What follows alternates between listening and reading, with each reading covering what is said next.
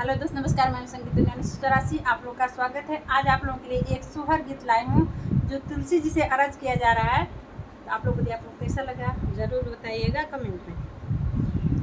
कार्तिक तुलसी लगाईला दीपक जलाईला हो मोरे तुलसी जाऊ मोरे होई लांदा लाला पियरिया हम चढ़ाईब पियरिया हम चढ़ाईब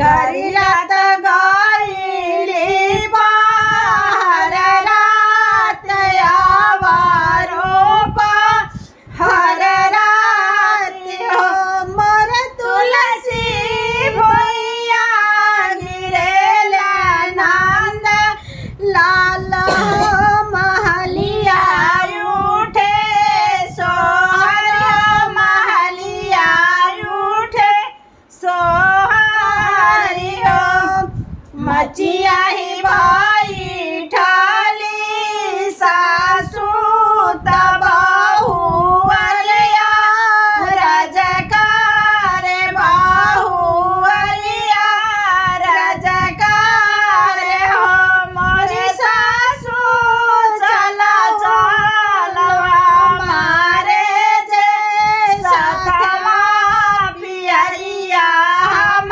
चढ़ाई पियरिया हम चढ़ाई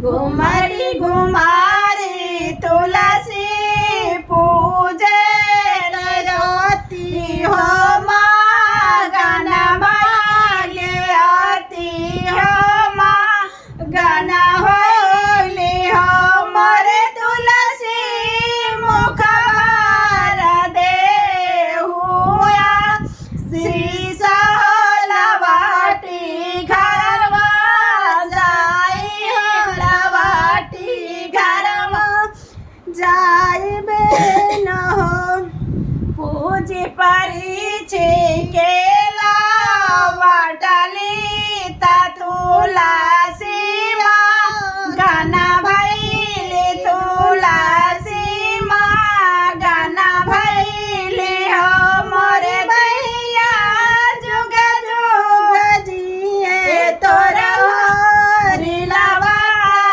देसावा के कामे आवे देसावा के कामे आवे हो मोरे बहिनी जुग जुग जिए तोरा हो रिलावा देसावा के कामे आवे देसावा के कामे आवे हो कार्तिक तुलसी लगाई नदी पर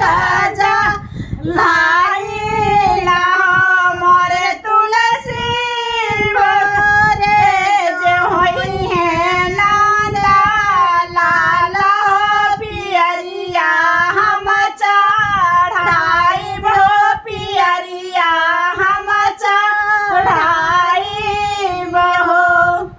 आप लोग बताइए, आप लोग कैसा लगा कमेंट में जरूर बताइएगा। बाय बाय, मिलते हैं।